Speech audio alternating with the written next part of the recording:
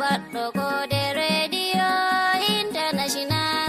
Allah mo bawɗe waɗiɗo fulɓe saaki duniyal barka hamada ɓurnaɗo takle bajjo.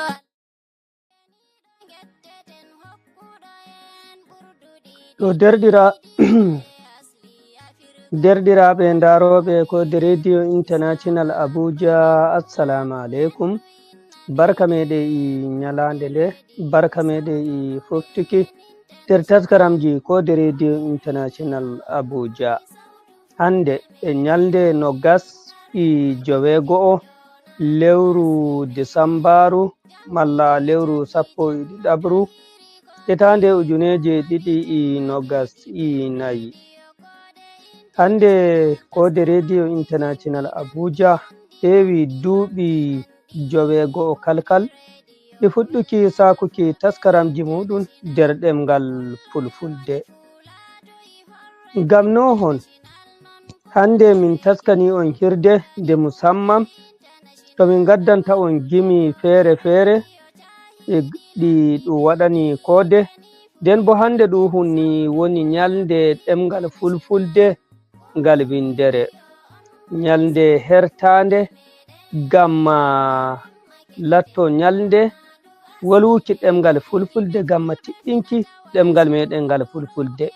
To nder jawleeru ndun emi wondi e yimɓe feere-feere, onon ma on mbawai naston nder hirde nde hen ngam rokkuki miijooji moɗon dow hewuki Koode Radio International Abuja duuɓi jowego'o i fuɗɗuki saakuki taskaramji nder ɗemngal Fulfulde.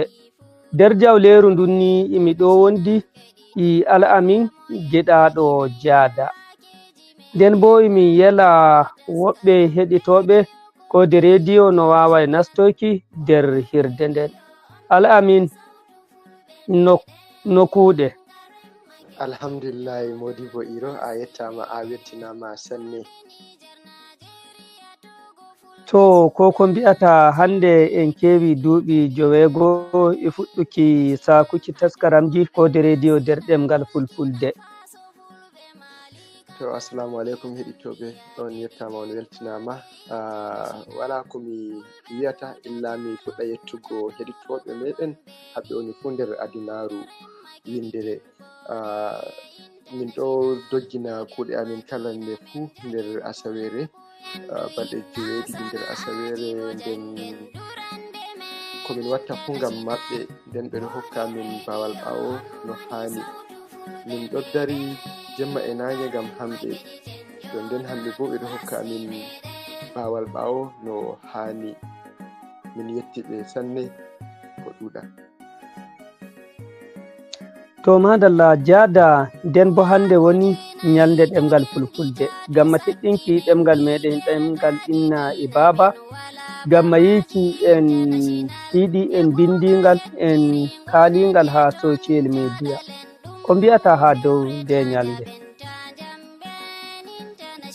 Lallai yaadi hande ñalomare ɗemngal Fulfulde ɓeɗo seya sanne no wiyata derɗiraɓe habdata ɓe winda bindi maɓɓe e ɗemngal Fulfulde, ko ngam goɗɗi atan e woodi boofi, amma non man holli am lallai eɓe kaaja na Fulfulde. Ngam yawutudo wodugo miɗo hayɗina, malla miɗo samɗina, miɗo hayɗina dow no laaruki goɗɗo on o pullo dimo, amma o ɗoyliti ɗemngal mako ka Fulfulde. O ɗo yaha to o binday e tubankore malla hausare o jamminay. An mo a windi e Fulfulde, an on a anda ko a watta. Nden to nangi ɓe windan e windi Fulfulde jangatake ma ɗum yake ko fere. To ɗo sanne. Naam to jaada sey keɗitoɗen goɗɗi gimi ɗi koode kafin hidde ko lorten faye yeeso e hirde men. En mbawa en tefa heɗitoɓe meɗen no wawa jokko ha nder hirde nden. Naam, to wala aibe. International ha keɗitoɗen hirde gimol Hafsa Ƴoola.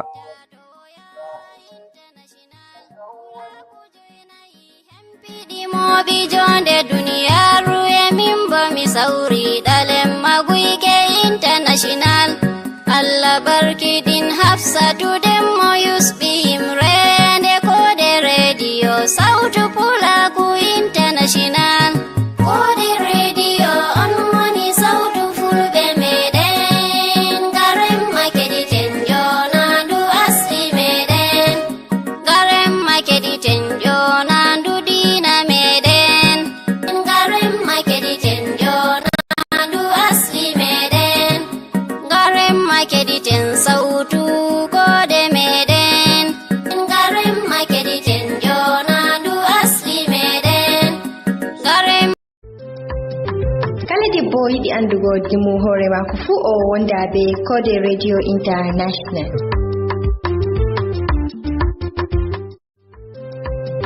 Kala debbo yiɗi andugo dimu hoore mako fuu o wonda be Koode Radio International.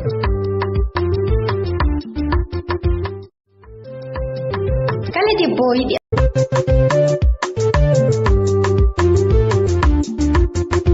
keɗite Koode Radio International ngam nango kubaruuji belɗi e taskaramji feere ngam ta on daɗe.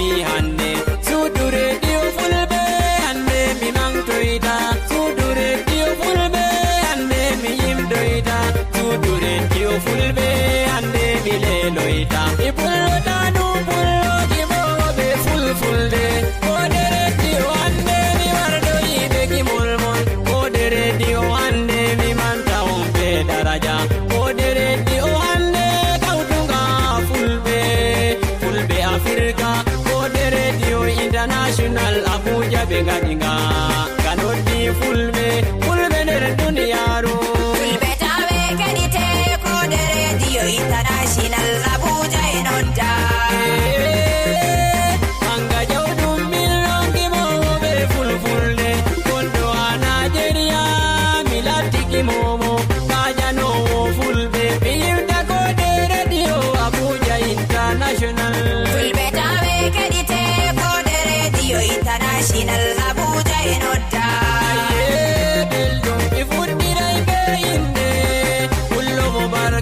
Kajanowo Fulɓe on ɗo jaman huwowo radio jamus, kanko on waddani en Koode Radio International Abuja wi on. Kanko on woni Usman, Sehu Usman, Sannu Usman, Sehu Usman, mi yetti Usman, Sehu Usman, mi manti Usman, Sehu Usman mi wamni dortijo kajanowo Fulɓe. Fulɓe tawe keɗite Koode Radio International Abuja e nodda.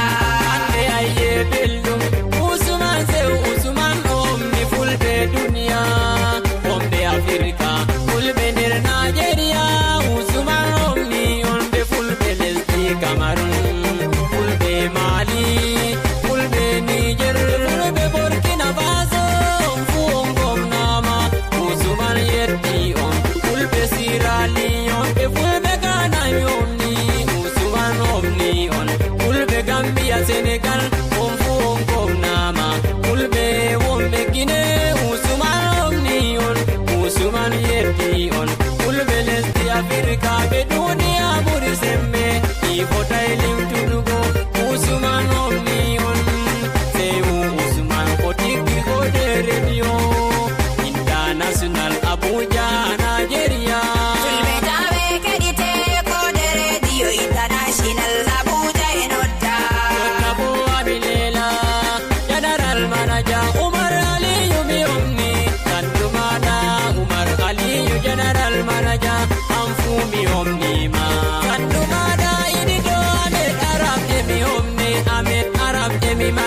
Abubakar Azare an fu mi mantima studio manager Aminu mi omni Aminu Yakubu sannu mi delima Fulbe tawe kadite Koode Radio International Abuja enodda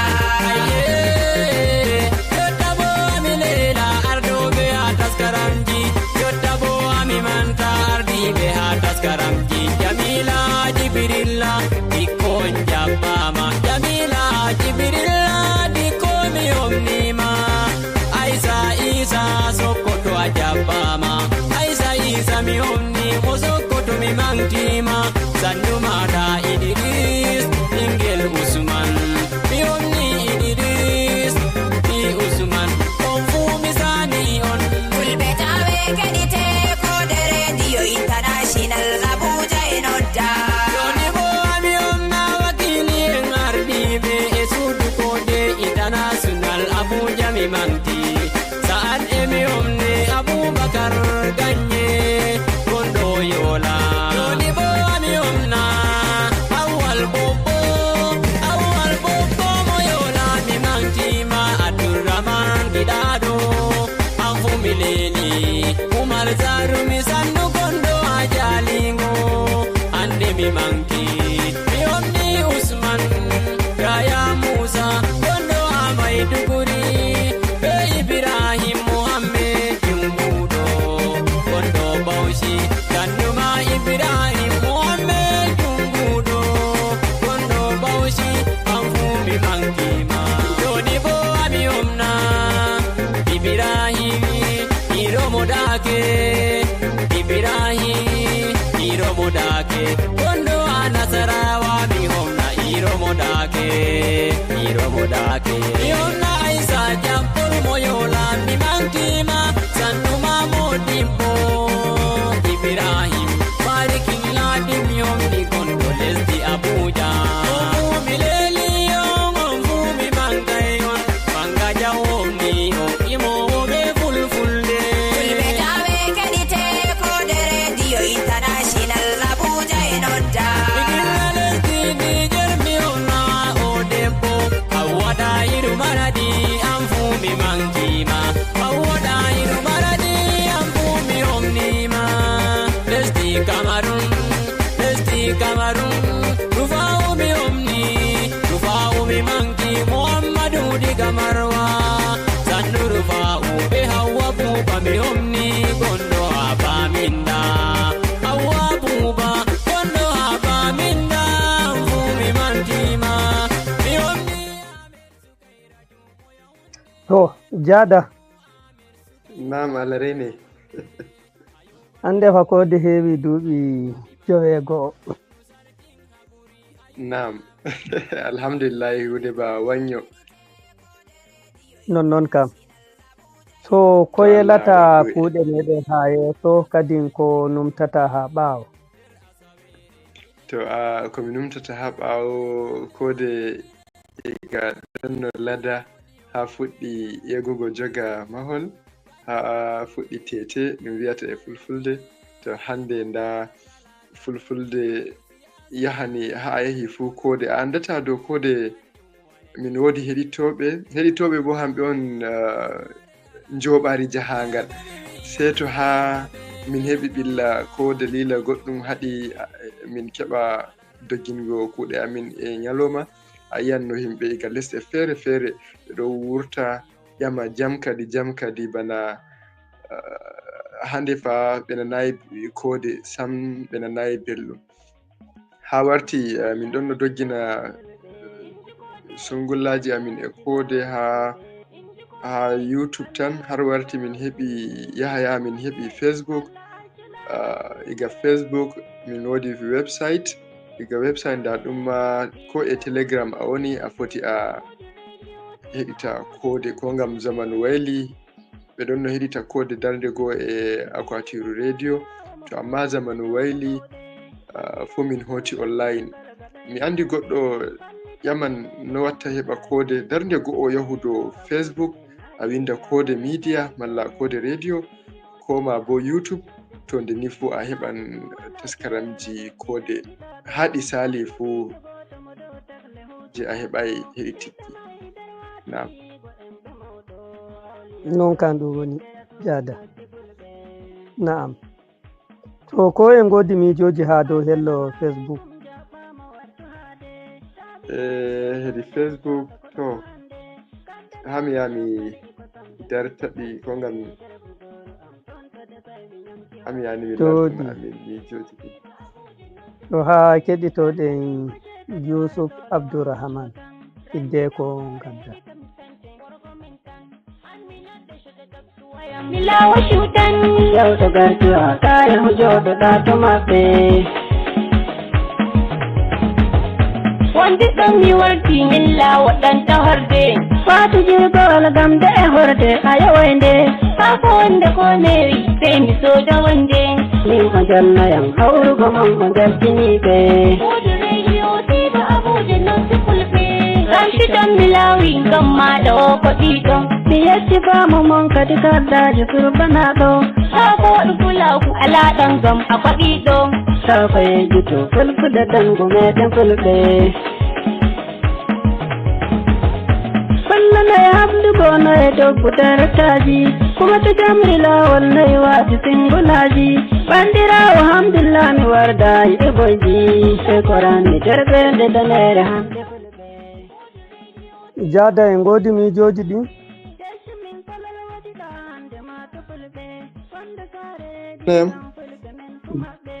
Naam. En godi miijoji ha dow Facebook me?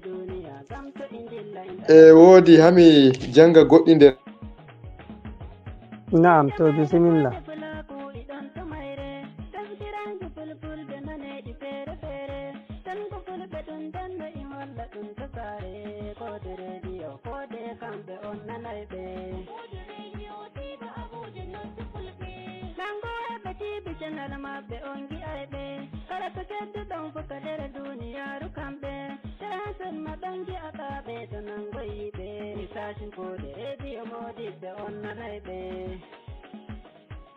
To Jada ha mi laara da goɗɗi ɗo ɗi woɓɓe lildoy ɗi woodi Sirajuddin Al-Fulati o wi Allah ballo ɗawta wallugo rena on diga ganyiraɓe. Amadou Isa o wi Allah wallu Fulfulde yaaru nde yeeso. Jibrin Hassan o wi assalam mi yelani on kayruji ɗuɗɗi Allah yaaru on yeeso.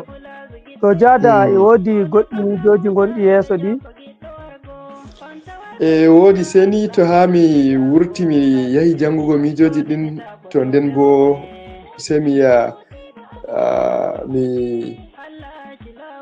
a fami ni. To an ka ha mi hollita miijoji ɗi e yela heɗitoɓe no wawa windana en miijoji maɓɓe darnde goo. Naam, hedi life amin ba? Naam. So ha mi rara goɗɗi miijoji ɗin yeeso. Naam.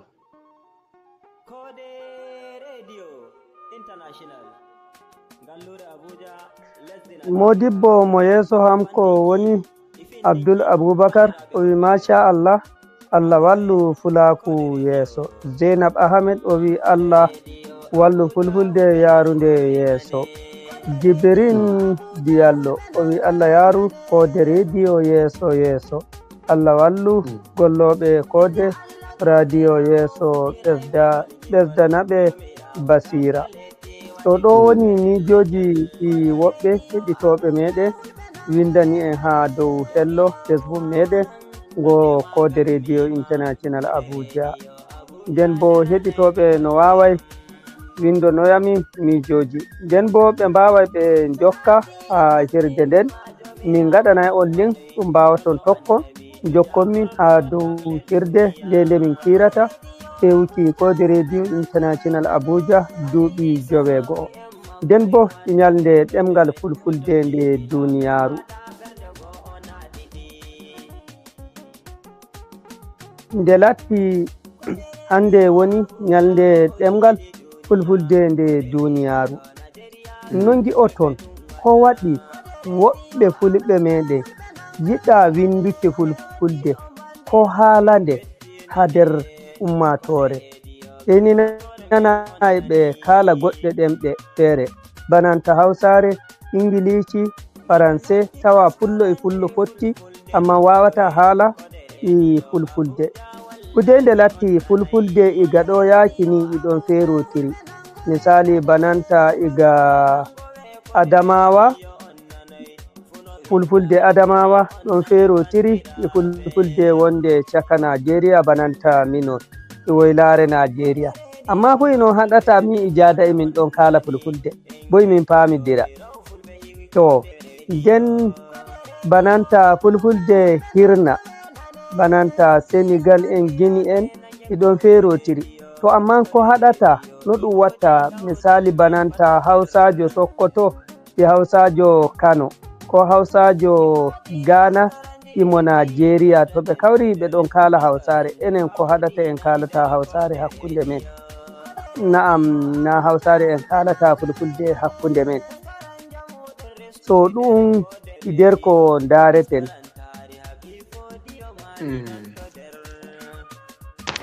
Amma hidde ko ɗon ha keɗitoɗen on ɗo Musa na Annabi igimol ngol o yimani Koode Radio International Abuja. Naam. Taskaram mawɓe jango e nder Koode Radio, aadurgol e jamaɗin taskaram Koode Radio.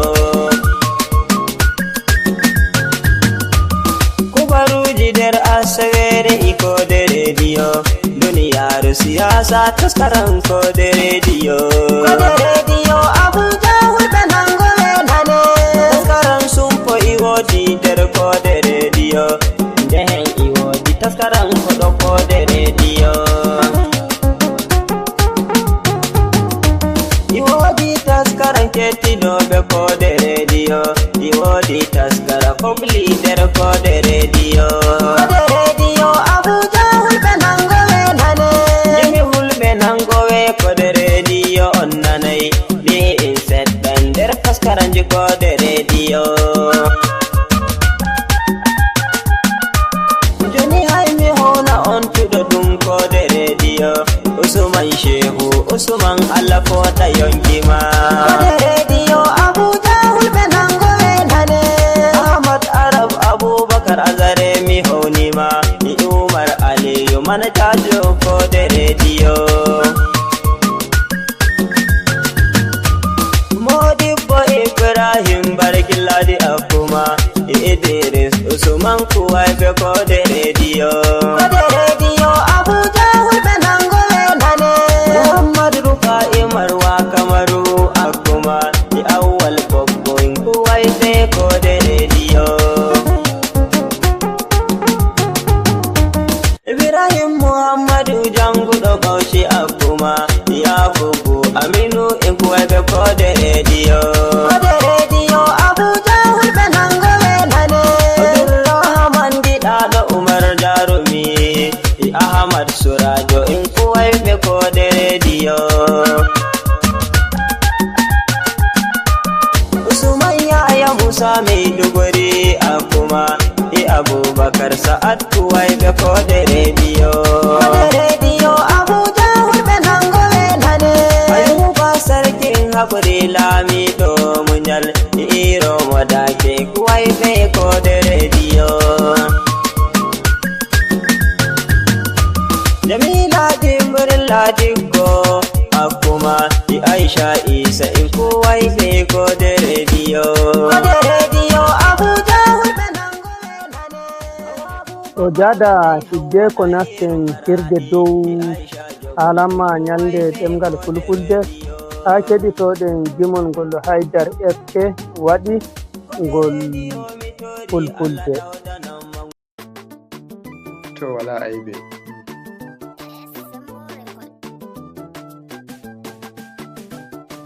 Fulfulde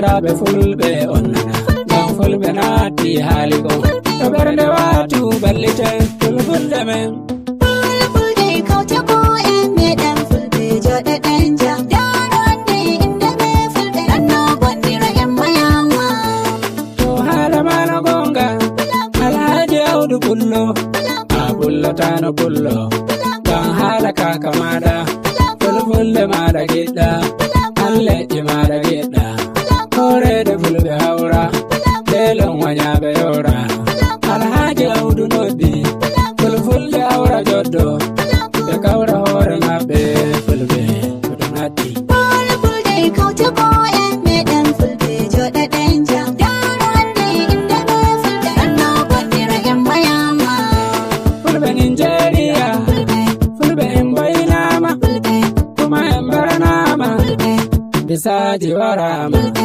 ɓuroji wulama sukaɓe haɓɓama nayeɓe accaka hulako accaka to a pullo a bondo to maɓɓe no wondo to duniya onno fulfulde alaka Fulfulde kawte ko en meɗen fulɓe joɗeɗen jam darande inde ɓe fulɓe anno gondira en mayama to hoore kawren fulfulde kawren en ɗon ɓe cuusal en ɗon risku en ɗon jande en accu jonde non hani hande fulfulde ballen duniya hande en ɓuri ɗuɗde fuleji ɗiɗi ɗo tawaɗi haddeme Fulfulde kawte ko en meɗen fulɓe joɗeɗen jam darande inde ɓe fulɓe anno gondira en mayama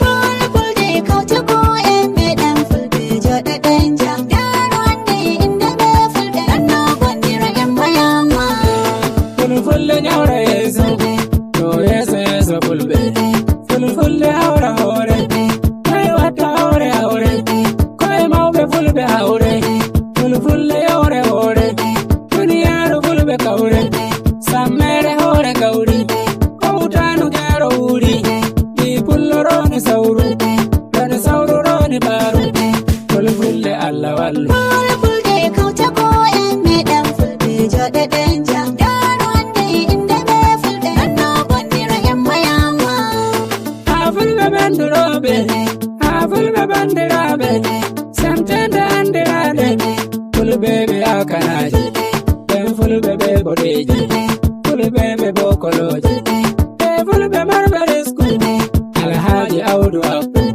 fullowo boɗɗo jikku yo rabbu ɓeyda mangu tawiɓe ɓe maɓe jengu abdu pullo noddi fulɓe Fulfulde kawte ko en meɗen fulɓe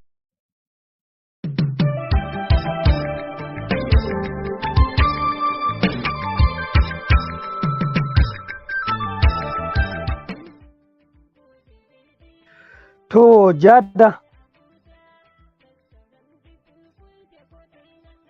jada aɗo nanaya to no darirta nde ñalnde nde ɗemngal fulfulde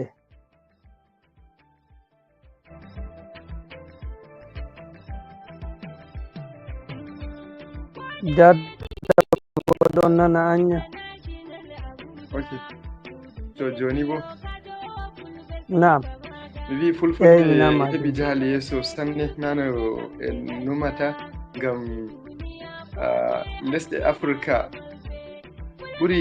ɓuri sembe limgal ha a nassata ni hande a wula fulfulde ɓe nanayinde seni latta a'a dialect maɗa waɗi ko ɓe ɗum noddata dialectory wato ɗemgal nokkure moɗon nda no wiyete kaza to je burkina faso ko bo je awe nda no wiyata kaza to amma fulfulde ɗo yaha yeeso ma no ɗum tammori alhamdulillahi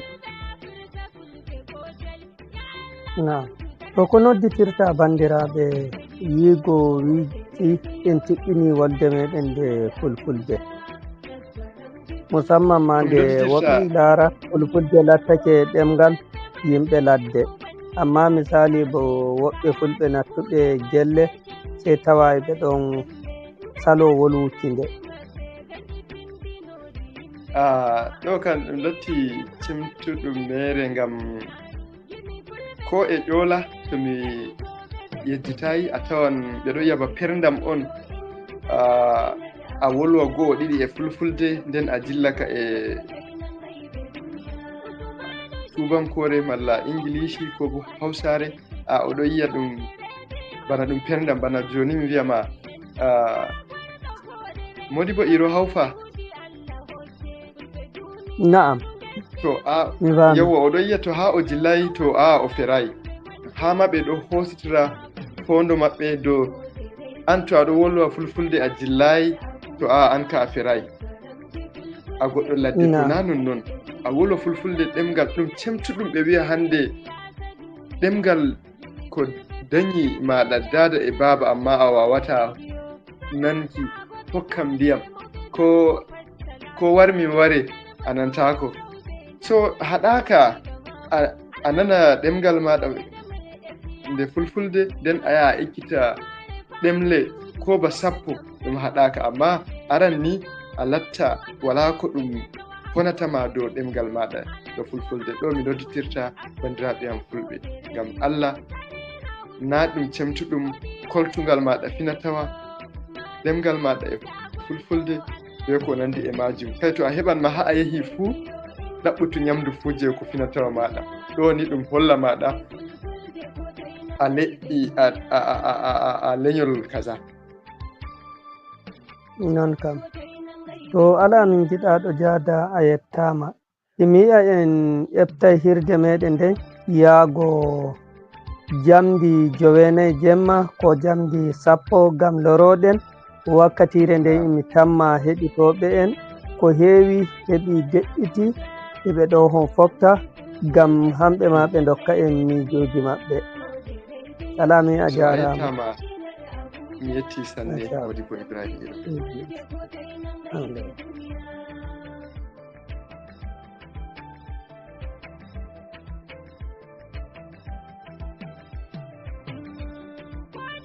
Radio International Abuja, Radio Kado Fulbe sai bamaga, tattaran zibaze Fulfulde tambe gasa, kese duniya kote andi halamarse, Fulbe duniya kote mulwi halamarse, International kote lesi ko wanangai, Koode Radio International Abuja.